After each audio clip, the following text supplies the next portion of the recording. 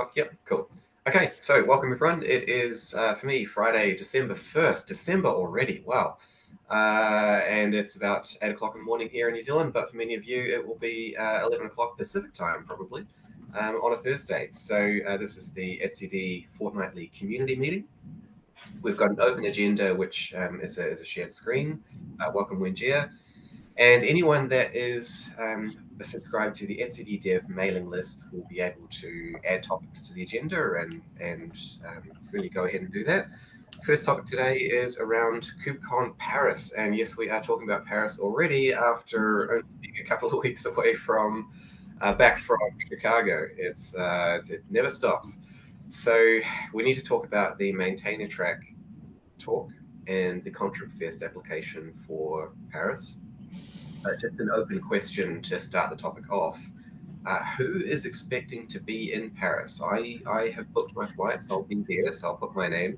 But if you're going to be there, maybe if you can just add your name to the Google Doc, so that we know roughly like who's planning to be there from the community, would be helpful. And I think we have until the Wenjia, do you know the date off top of head for the maintainer track submission? We have a bunch of extra time. I just can't remember how much. I think it's open. The submission is open. The deadline is the end of December. Okay, Yeah. so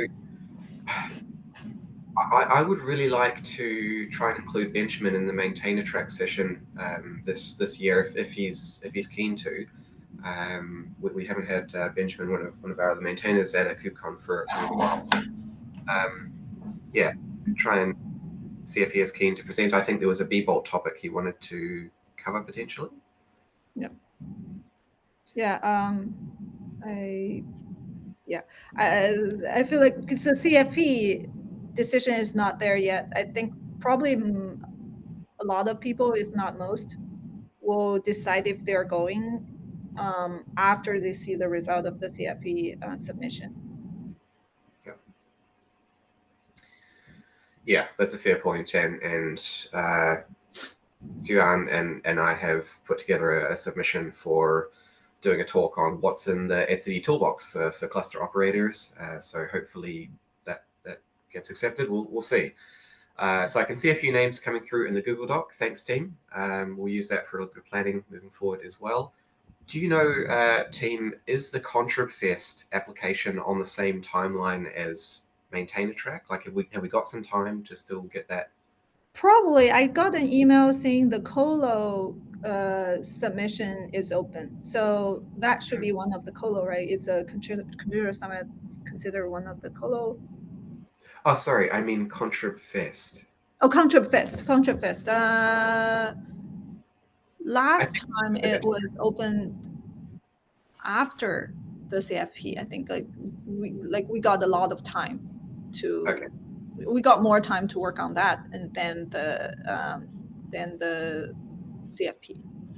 Probably. Okay, so we've got plenty of time for those. That's cool, and we've got some names of folks that are going to be there coming through in the Google Docs. So that's cool. The next topic we've got today is Augur. So we've been organizing the donation of the Augur utility from Joe Bett's personal GitHub to, I think, Kubernetes 6, but I just want to double check a couple of things in relation to that. So maybe I'll bring up the issue for a moment. Okay.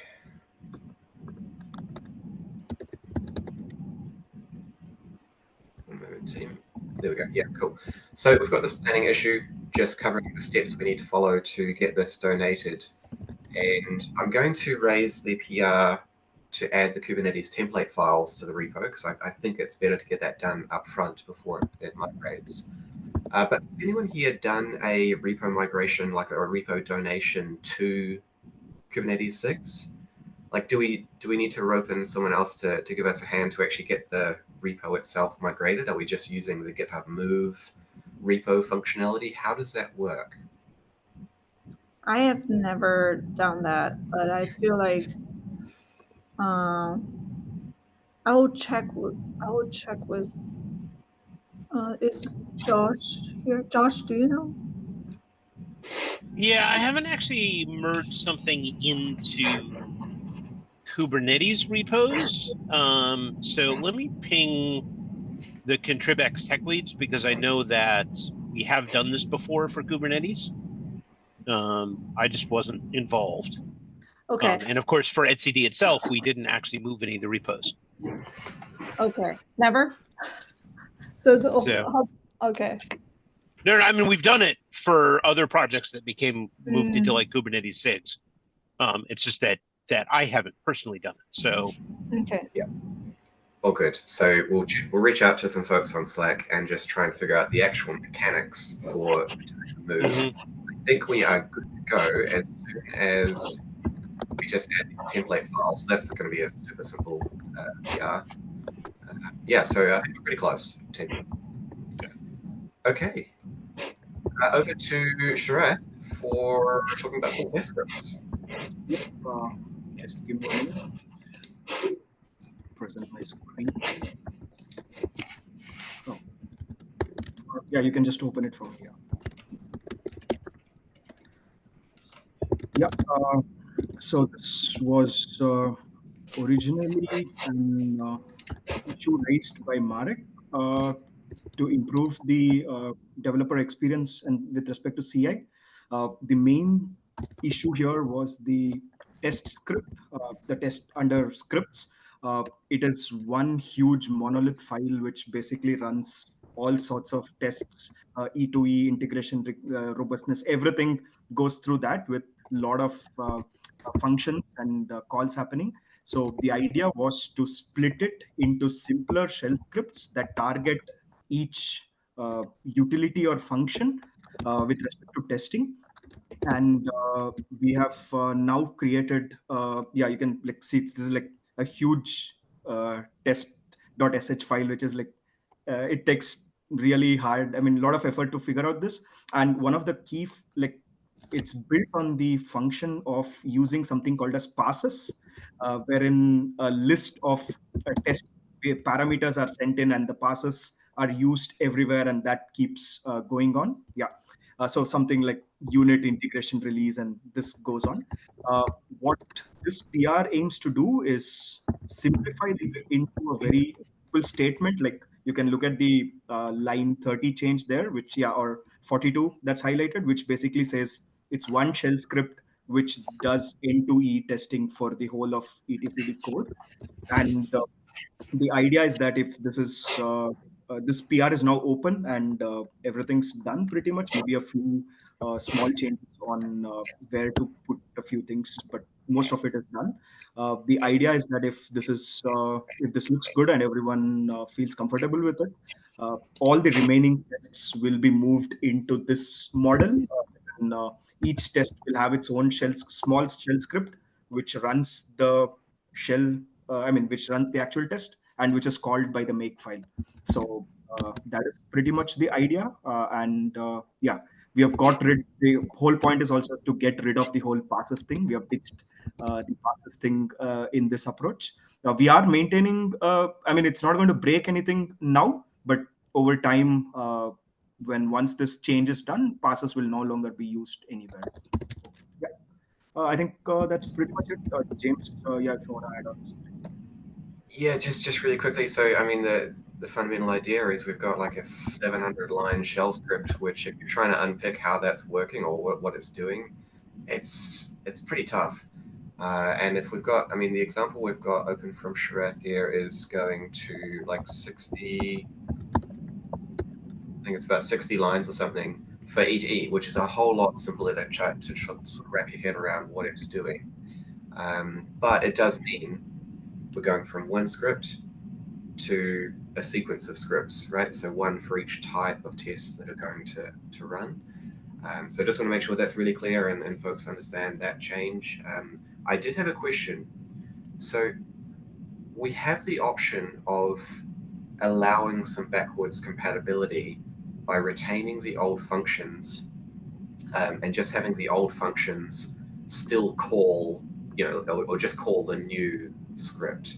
And that would mean if someone is like really used to running something like passes, ed, script, test.sh, like it would still work. So I think, Sharath, that would be my preference, to retain that original function, just have it call the new one-line script so that the backwards compatibility is still there. But yeah, the invitation is there for anyone that has thoughts or ideas about these testing scripts. Please give some feedback to Sharath on the PR, and yeah, we can just talk through it. Sounds good. Yep. Okay. Thanks, Sharath. So that's an open PR going through review at the moment. Next. So okay, I've got a good first issue open today for some GitHub Actions work.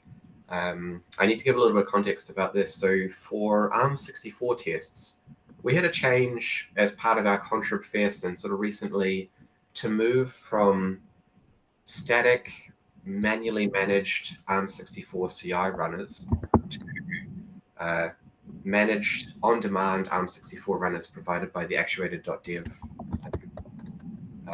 project. And that's been really useful. It's meant we've moved from like a single nightly ARM64, end-to-end test job, for example, to tests that run for every PR for ARM64, which gives us more confidence. It's really good. But we have a bit of tuning to do, team. We currently have some pretty blanket requests for our resources for those runners, and I'll show you what I mean. So let's open up this issue here. Okay. So here's the example of our end-to-end tests for ARM64. We're requesting 32 gigs of RAM for it. And we do that for a lot of our tests. The side effect of it is we are consuming a lot of resources from the actuator.dev folks, and it's limiting how many slots they can make available as a queue for other projects and for etcd. So if you notice your ARM64 tests being queued recently, this is sort of one of the causes. So what I'm proposing is we add a profiling action into our tests, which gives us some nice graphs when we're interested in this one here for memory metrics. So this should tell us how much the action, like the workflow, actually needs, and then we can tune the file. So rather than saying like 32 gigs, it might be like 12 gigs or something. So that's open. I'm super keen to get some help on that. If anyone is curious, Moby, you've got your head up.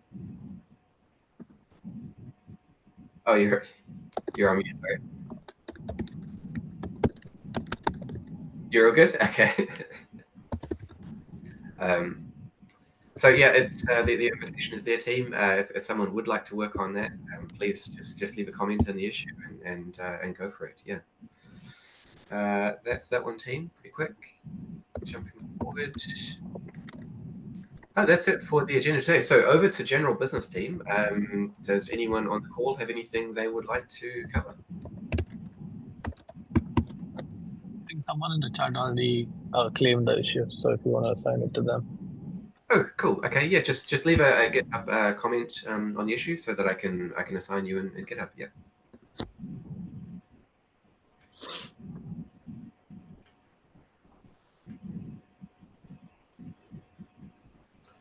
Okay, I did have one further thing I just wanted to have a quick update on. Release 3.5.11. So next minor release for the stable 3.5 branch. Do we have folks from the release team? Sharath, yes, you're here. Do we have, is Marek on the call? Not today. Not today. Okay. Marek is not here, but I can give an update on that. So I think Marek was coordinating with, me and another person. I know his Git Slack handle, but anyway, we were doing it. So the tasks essentially there are pretty much 4 tasks to get it done. That's basically listing the GitHub issues or those issues that would get into the release, and making sure backports are available for it, and consolidating and verifying if all the backports are done. So we have completed that. This was mainly a security release kind of thing. So the backports are done, and The details of what issues are going to go in, or the PRs that are going to go into the release, is also listed. It's available on the issue itself. And the changelog also has been updated. So I'm not sure. I think maybe Marek's not doing well or is busy with the things. The last step is with one of the maintainers to basically run the uh, release script, which basically creates the cut of the final commit for tagging. So pending, that is the last pending stage that is to be done. I think I'll coordinate with Marek, and hopefully it should be done either I think tomorrow or early next week. We should have the 3.5.11 done. Okay, cool. Thanks for the update, Sharath. So it looks like we're really close. We just have to schedule the kind of release, the release publishing session, and then we're away. So hopefully Marek's available for that reasonably soon. Cool. Okay. Any other general business for community call today, team? Regarding release, I just want to mention there are a couple of people talk to me. They're actually here. Good to see you guys, Nitish and Vika. Did I say that name correctly? Okay, great. So we do have a couple of new contributors. They've been contributing to Kubernetes. They're newer to SED. Both of you have worked on Kubernetes release before, so that they are interested. I know Fika is. Nitish, did you? Or you also? Nitish worked on ContribX. So they're interested in SED release and other things to get started.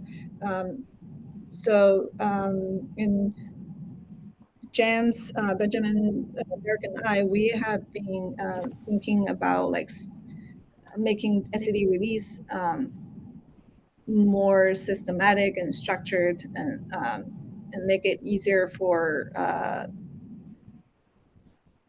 just to make the process better. So stay tuned. We might start to have some release shadowing coming up. Yeah, we have a bit of an experiment running at the moment, it's fair to say, for 3.5.11. We've formed like a really small team. There's just 2 people supporting Marek for this release. I'd like to actually get some formal kind of process noted down and merged in for the repo, so that we kind of have something to refer to.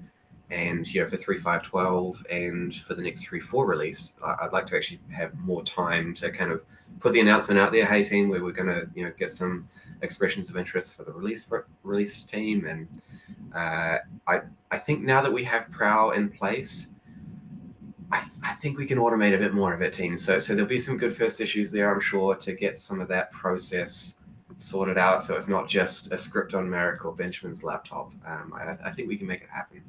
It's just take a bit of time to work through it all.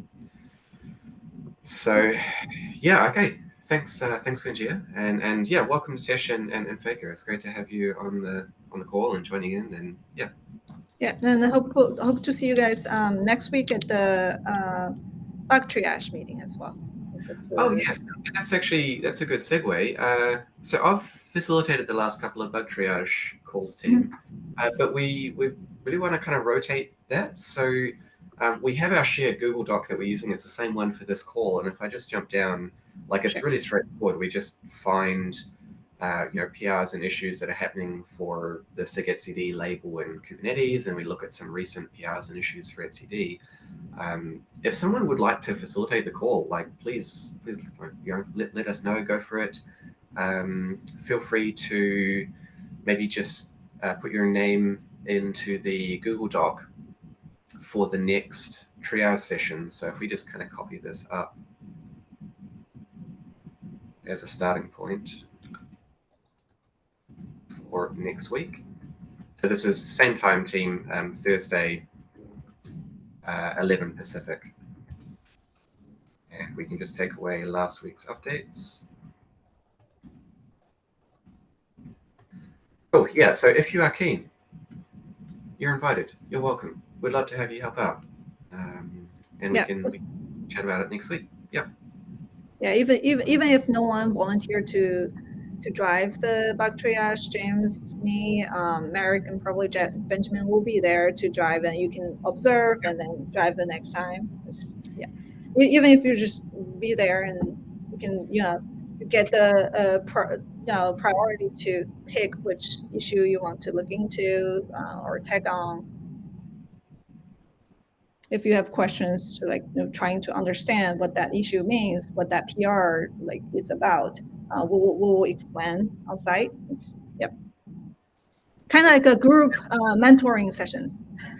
And Mofi volunteers as tribute. Awesome. Yeah, Mofi, you can help us keep the session organized, and yeah. And for anyone that has anything that they want to actually triage specifically during the call, just add a bullet point in if you think it's something that, like an issue or PR, that we should talk about during the session. Yeah. Okay, cool. So I think, or just one last call. Any other general business for today, team? Otherwise, that will be us for today. Nope. No. Easy. Okay. All right. Thanks, team. Have a wonderful weekend, and yeah, I hope to see you next week. Right. Bye. Bye bye. See ya.